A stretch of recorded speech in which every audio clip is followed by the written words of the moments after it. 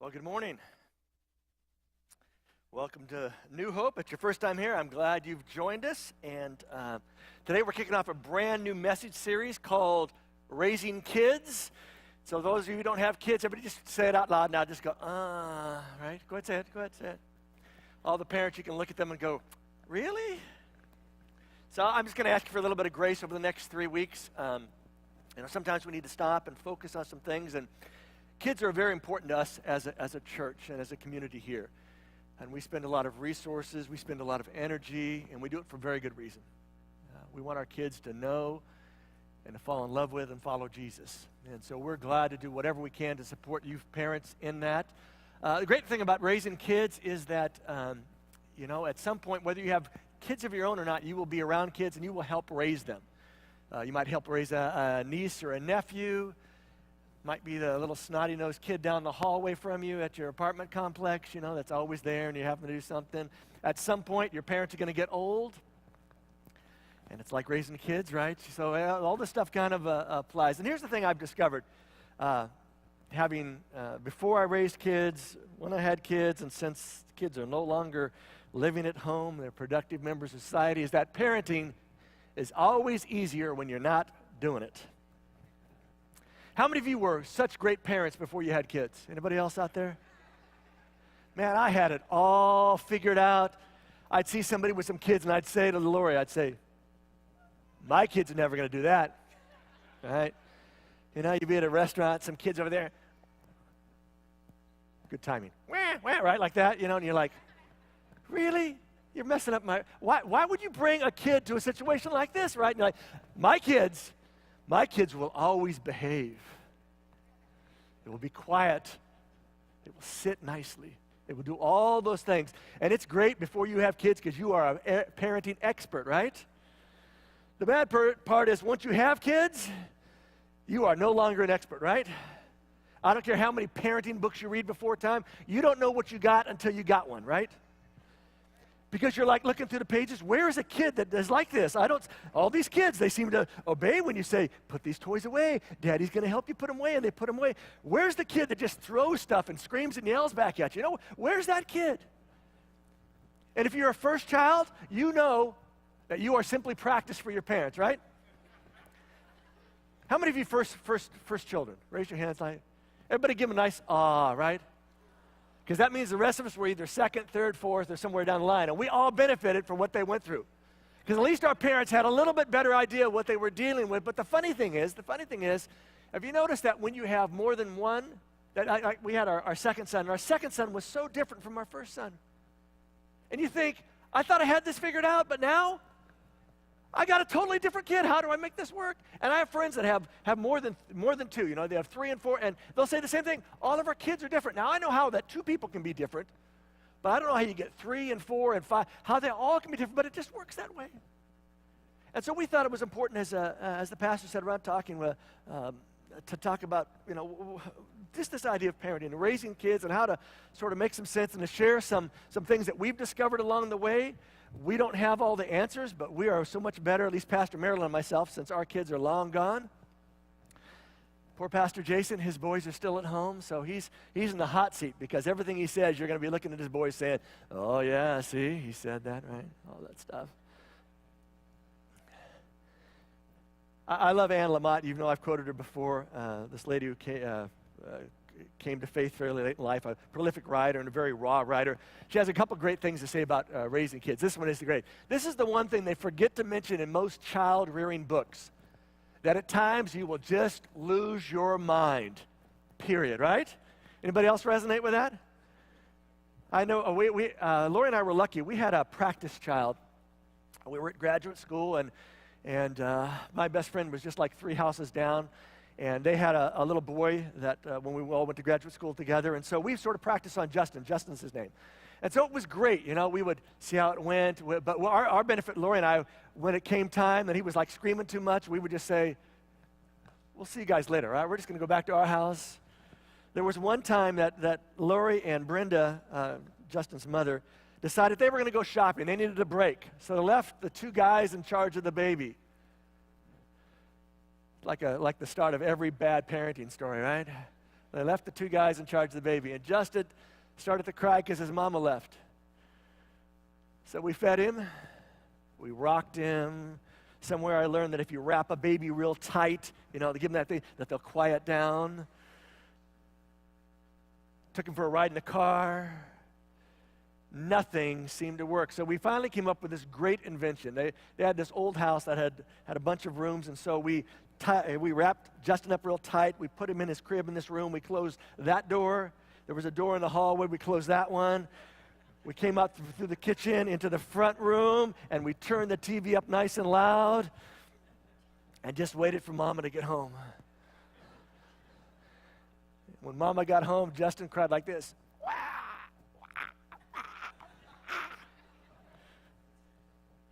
To which we never got Justin left alone with us for another couple of years, so it was probably a good thing. But I mean, it's right. There are times that you just want to lose your mind, and it's the challenging part of being a parent, because though you feel like you want to, you can't. Because you have this little being that is so reliant on you, and you have to figure out what to do, even though when you don't know what to do, you got to try to do what's best for them. I love this other one from Anne. She says, having a baby is suddenly like getting the world's worst roommate. And it's true, isn't it? I mean, you go from sleepless nights to, all the stuff that goes on. And so we're going to spend some time today. We're going to cover. In fact, the Bible is pretty doesn't not have a lot of information about raising. That has information for kids. To honor your parents. Paul will write about dads, don't be too hard on your kids. Otherwise you'll exasperate them. You'll turn them off. But there isn't a whole lot, but there is a key passage that we're going to look at today. And again, if you don't have kids, hopefully this can apply to you, whether you're helping raise somebody else's kids or at some point, you have to take on that parenting role. So before we get there, let's bow our heads and let's pray one more time together, okay? God, I stopped just this morning to thank you, first of all, for this gift and miracle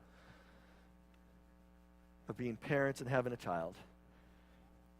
And just how that all works is amazing. And then what you put in our hands and how incredible it is. We take this little being that has no ability to survive on their own, and we step in and try to help them learn how to survive completely on their own. And how all of us have a role in raising kids, and whether we have kids of our own,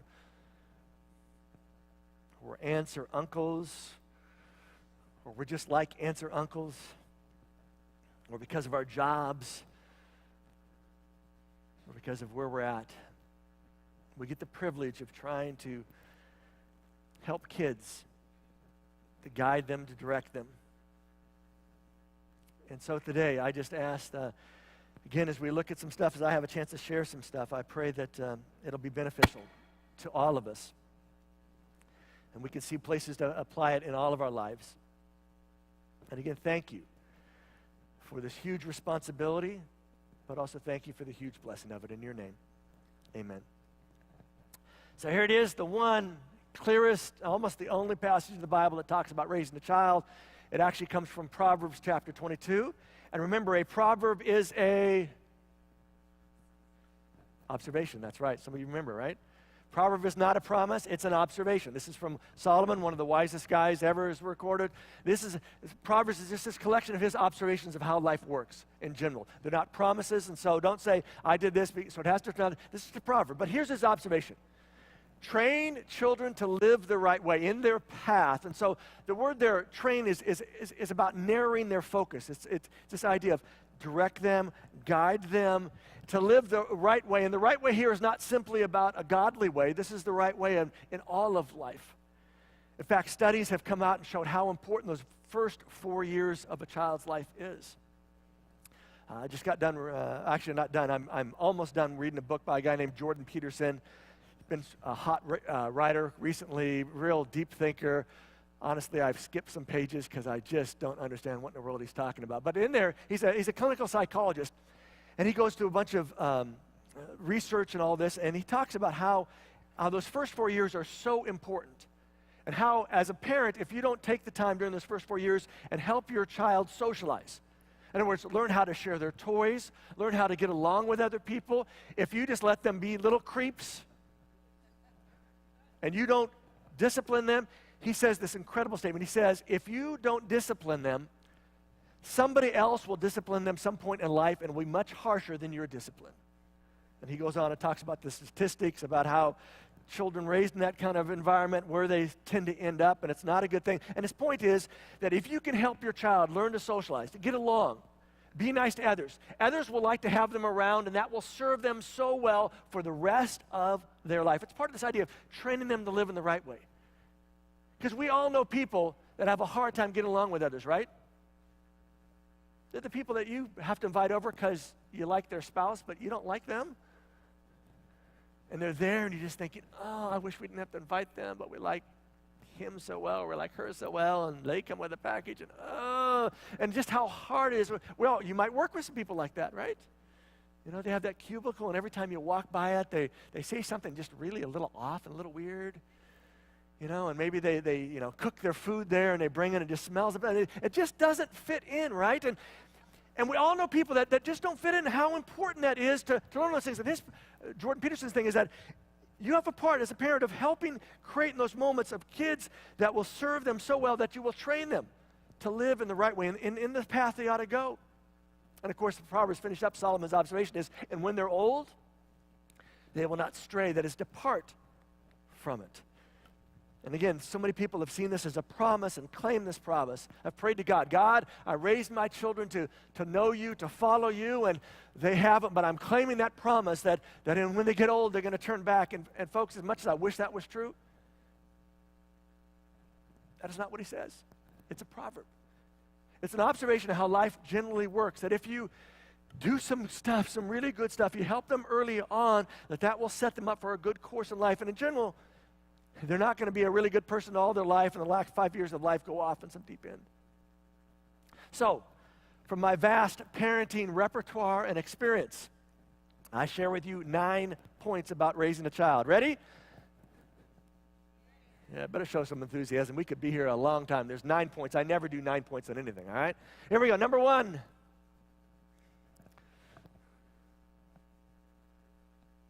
Yeah, we're going to practice the first part just for a second, all right?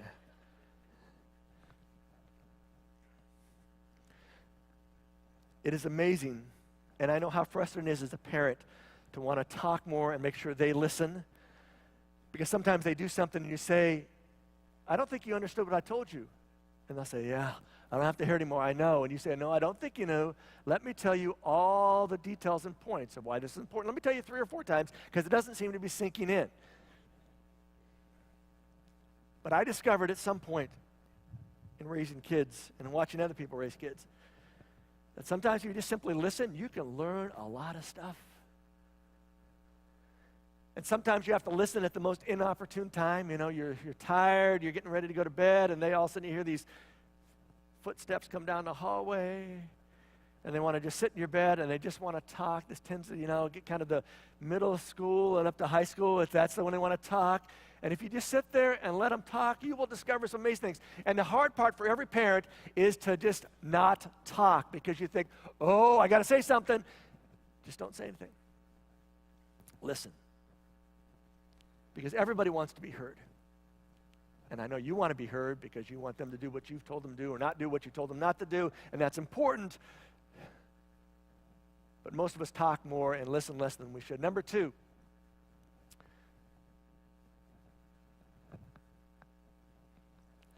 I will give my wife great credit for this. One of the best things she did for my 2 sons was she put them to bed every night. She would go down, she would sit on their beds. When they originally started off in the same room, she would sit and read them a story. And so my boys love reading today. They would both sit down and read books, hard books, not even though they're tech savvy, they read books. And it was just this tradition. It just happened, and they remember stories today. They remember things that happened then. And there's just a bonding time, there's a connection time, and there's a caring time. It isn't just simply, hey, it's time for bed, hit the road, buddy. Make sure you go to the bathroom before you get in there so you're not getting up later. But Lori would put them in bed. Now, I say she would because I always had meetings. I was always too busy. But I did take moments, and what I learned, I had to capitalize on those moments when I got to put them to bed.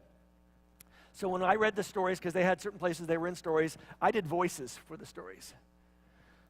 So I'd have John Wayne, break in, little John Wayne, little Sylvester Stallone, Arnold Schwarzenegger. My boys even today will remember doing the voice. It was just a way for me to make those moments special because I could not compete with Mom, who was there all the time and, taking. So I would do this other. But it's just a way to create those moments and let your kids know that you care about them. Number 3.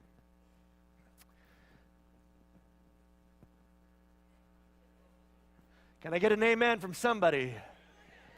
Oh, hallelujah. We're even better than amen, yeah.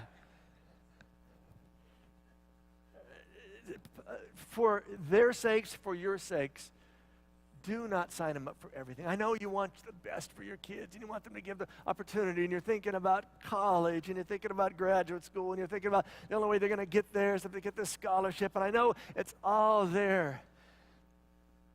But let them be kids, all right? We live in a world that has consistently taken childhood away from our kids. And we shouldn't be contributing to that. I mean, our kids can't they can't watch the news, they can't listen to the radio without having childhoods just change for them, right? I mean, how many of you, when you were a kid, ever thought that somebody might come into your school and do some shooting? Anybody? Now it's on everybody's radar because it's there. And you think about all the other things. So,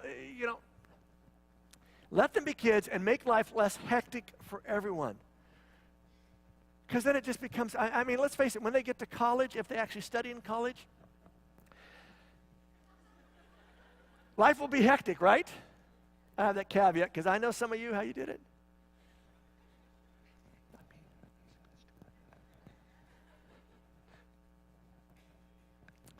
Listen, the end goal is not to make your kids happy. It doesn't mean I don't want your kids to be happy, but that's not your end goal. Your end goal is, as Solomon said, is to help train them, to guide them. If a little happiness comes along, it should. I mean, I don't want unhappiness to be your goal, but the idea is we have made happiness their goal. I want them to have experience all this stuff. Happiness is not your goal as a parent. To be their parent, to be their guide, and to make those transitions at the right time. There's actually like 5 stages for a parent. Early on, it's about dependence. And about dependence and helping them understand, the consequences. Helping them know there's another word besides no. And that word is? Yes is the word, folks. Yes is the word. I never give you hard questions, all right? And then you transition, once they get into school, you transition into a little structure, a little bit how, pacing of life and how you can get all these things done. Then when they get to the middle school and into high school, you have to make that adjustment, right? Middle school, you make that adjustment of learning to deal with all the stuff that's going on in their life and not get caught up in all the stuff. But you have to remember in that moment, you have perspective. You have hindsight. You ever notice when a kid, they're dating somebody, and maybe they're dating too early, and you said you got to wait, but they're already doing it, and then they break up, and they're like, oh, I'm just crushed. And you're thinking, oh, man, it's puppy love. We have that great term, puppy love, right? You'll meet somebody else. Your problem is you already have gone through that, and you met somebody else. In fact, some of you met a lot of other people else, right?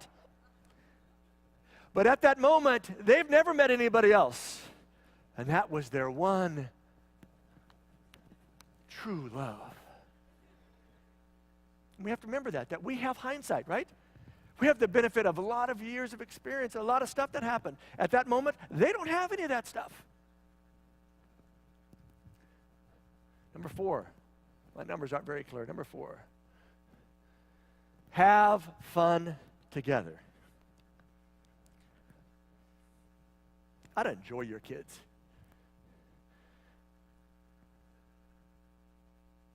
And you ought to turn everything you can into a fun moment.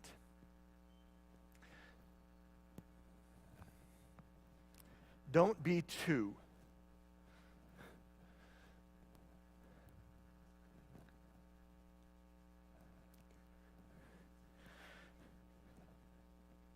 Hopefully Katina is the English teacher is not spell checking that last word. But you get my point, right? You know, I'm just so busy. I don't have time to sit down and do something with you now. Life's too hectic, and we got to go, and there's no fun in it. You know, I could never get down and play, Legos or cars or G.I. Joes because I'm an adult.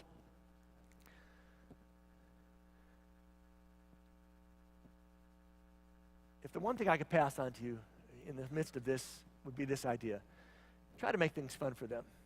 Because in the process of making it fun for them, you're going to make it fun for you, and you will create memories that kids will remember for the rest of their life. You remember that time when we did that, and that was kind of fun because, we weren't supposed to do that, but we did it anyways. And number 5.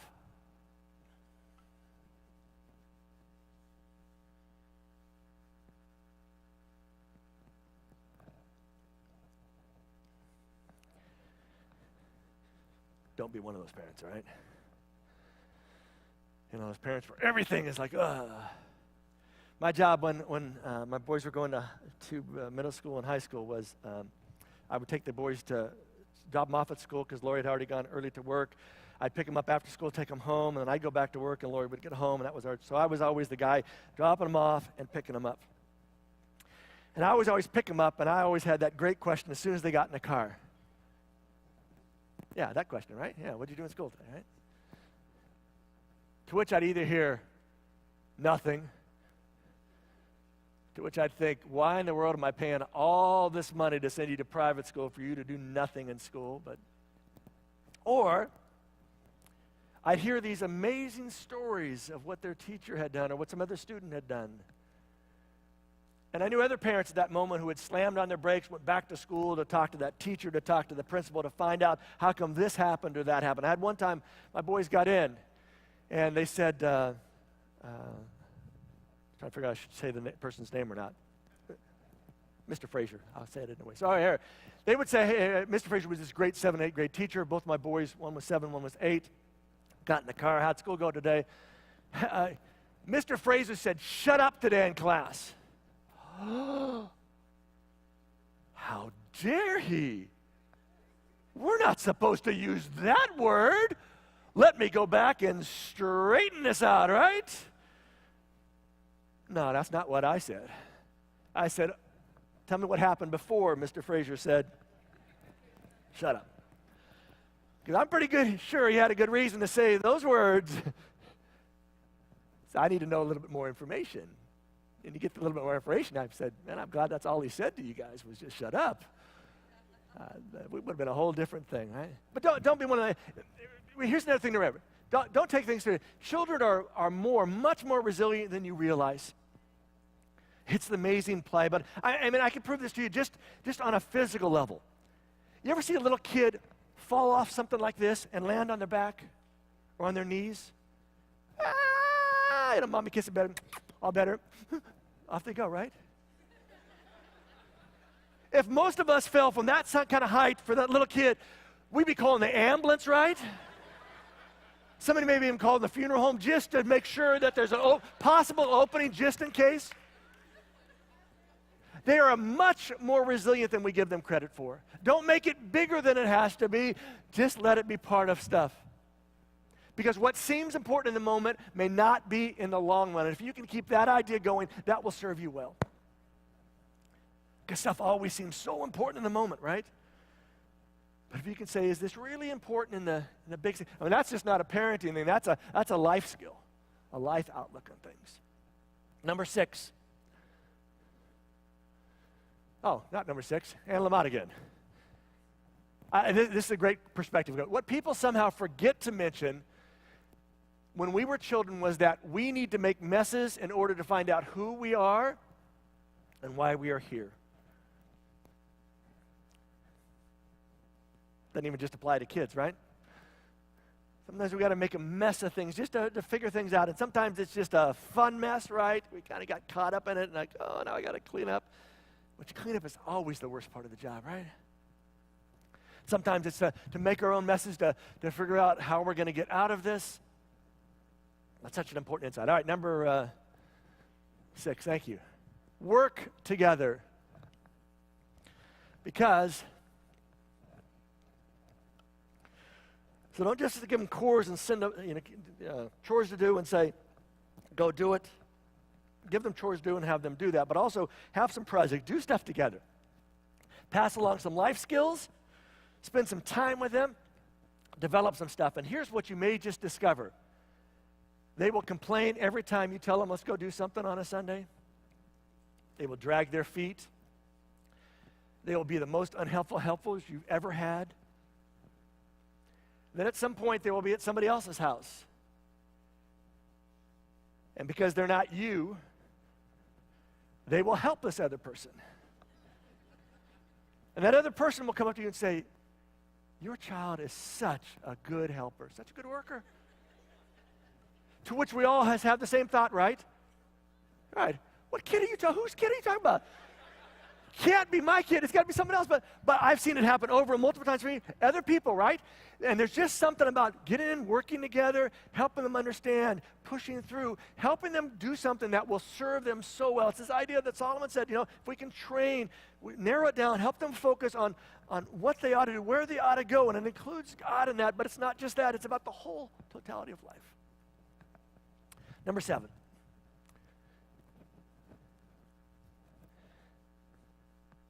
Maybe the bedrock of this. Maybe this should have been number 1 and number 9, but then I would have had 10, and so it should have been number 10. But to do this all the time, because they can never hear it enough. Do you know there are some people sitting in this room right now that have never heard their mom or their dad say to them, I love you? It's incredible to think. But the power of those words and the power of that experience. And for kids to know that you love them. You love them when their hair's all funky. Their breath smells like they haven't brushed their teeth in a week because they have not brushed their teeth in a week. When they're embarrassed by it, when they're off at college, when you're talking on them later. Because what's true for them is true for us, right? We can never hear that we are loved enough. In fact, if you're one of those people who has never said that, even though you say, well, I've always shown them, if you have never said those words to your kid, here's what I want you to do. In fact, I am demanding that you do this. Well, I can demand anything, but it's going to sound better. I'm demanding that you do this, all right? That's right. Before you leave the parking lot today, you call your child. Blow their mind. Just say, hey, I called you up today to say, I love you. All right, see you later, bye. Because they will call you back. Maybe not immediately, because they're like, it wasn't my dad, man, but the power. And what those words will always do for your children, they will always know that no matter what they do, nothing will change that. Number 8, apologize and admit your mistakes. Which some of us have a hard time doing this because I'm the parent. Why would I apologize and admit my mistakes? Here's the real reason.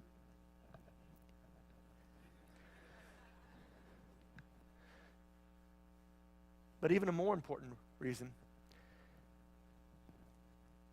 is that if we want our kids to understand what forgiveness looks like, if we want our kids to understand what confession looks like, if we want our kids to understand what repentance looks like,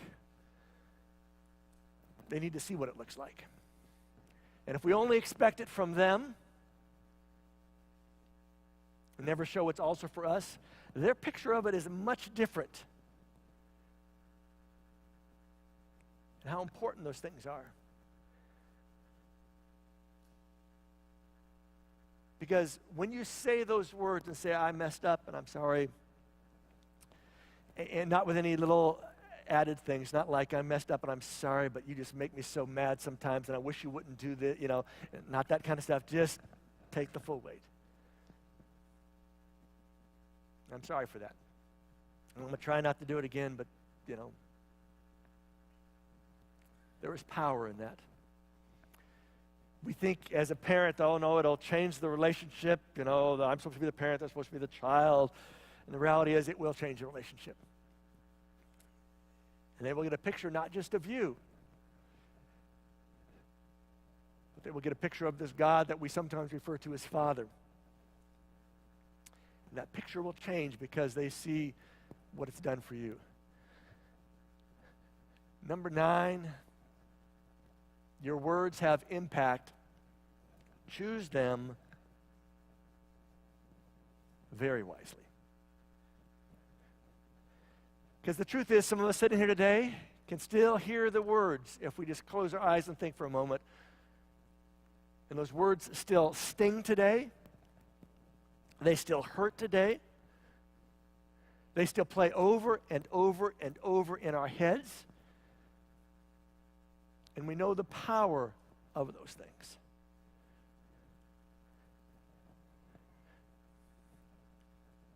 Your influence in your child's life is more important and beneficial than control. So if you like to yell at your kids, knock it off. You don't like me yelling at you either, see? And if you talk like they're not in the room when you're talking something bad about them, don't do that either. Quote I saw, be an encourager. The world has plenty of critics already. And your child will not need one more critic in their life, but they can always use one more encourager in their life. Because wouldn't you like to have one more encourager in your life? Because I'm guessing if your life's like my life, you have plenty of critics already, right?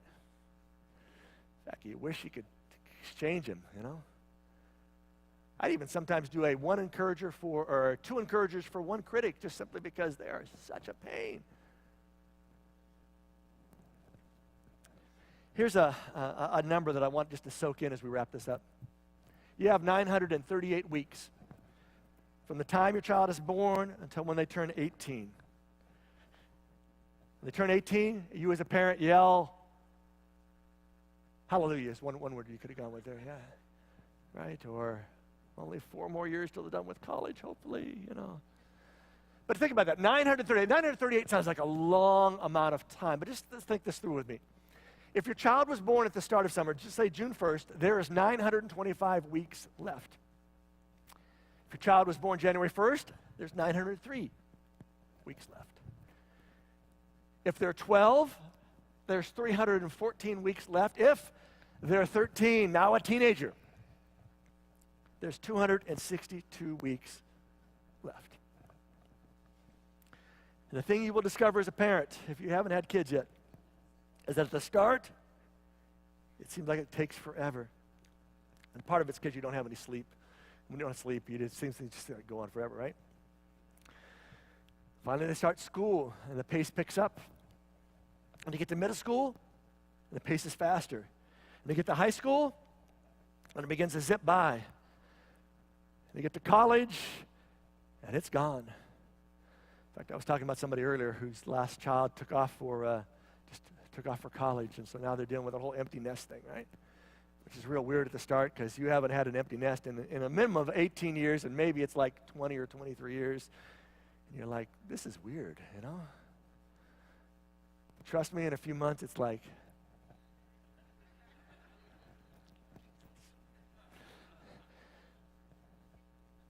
but your kids will come home, and it's always home when they're home. And it's always a great thing. But just think about that, how fast those weeks go by. But the reality is you have a role that no one else can do as a parent. And we as a church, as a staff, recognize that. And we see our goal as just simply coming alongside and partnering with you and trying to help impact, trying to train your kids in the way they want to go. But you are the most important influence in your kid's life. Spiritual, educationally. Once they go off to school, things begin to change. Somebody else becomes an influencer, but you're still the most important. Now, there will come a time when that influence will seem to have faded, but everything that happened before pays off later. And you still have this great influence. Because you have a role that no one else can do, and you can do this. And that's part of my encouragement. If you're struggling as a parent, or you're even kind of not sure you're going to be a parent, I'll be honest with you, I love kids, but I wasn't sure I wanted kids. And the reason I didn't want kids, true statement, I don't want to have my heart broken by these little snotty-nosed kings. You know, I know how kids are. I mean, I was a kid. The things you're going to do, and it's just going to break your parents' heart. And why would I bring that into the world just to have my heart broken? Thankfully, before that idea got too settled, got one past the goalie, and all the rest is history, you know. And I'm glad I have kids now. But you can do this. And here's the thing I want you to keep in mind. There will come a day when you don't smell like baby spit up. Yeah. Somebody tell somebody at the right age there, right? Yeah. There will come a day when you don't ruin somebody's day simply by asking about pants, right? Are you going to put pants on? Are you wearing those pants? Slam, you know, all that. There will come a day when all of that is gone and away. And there will come a day when you wish you could still hold them in your arms. And all of those days will get there sooner than you think, and hindsight than you wish. So I hope you'll treasure that. I hope you'll kind of just take some. I hope that you can partner with us. And again, even if you don't have kids, you know, come be part of our kids' ministries. They have a great time down there. And their goal is simply to love our kids and to help guide them, but the loving part's the most important thing. And you can be part of us as a community, trying to move our kids into the place we want to get them. The last idea is simply this. There are no perfect parents. So don't try to be one. There is a perfect God who understands that. In fact, he understands that way better than even we can imagine. Because even if you're the perfect parent, you are not going to have perfect kids. Because God was the perfect parent. And we sit here in the mess we are today because he had these two snotty-nosed kids. Adam and Eve ate the apple, which wasn't an apple, she ate some kind of thing, and Adam went along with it, and then they blamed each other, and then here we are. But don't ever forget that God understands where you're at. God understands the frustrations in those moments that you can't quiet the baby down. You don't know what else to do for her to make things better.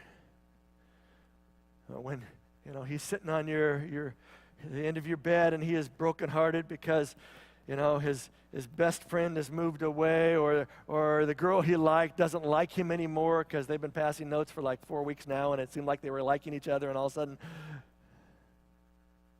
in those moments, God understands and God is there for us.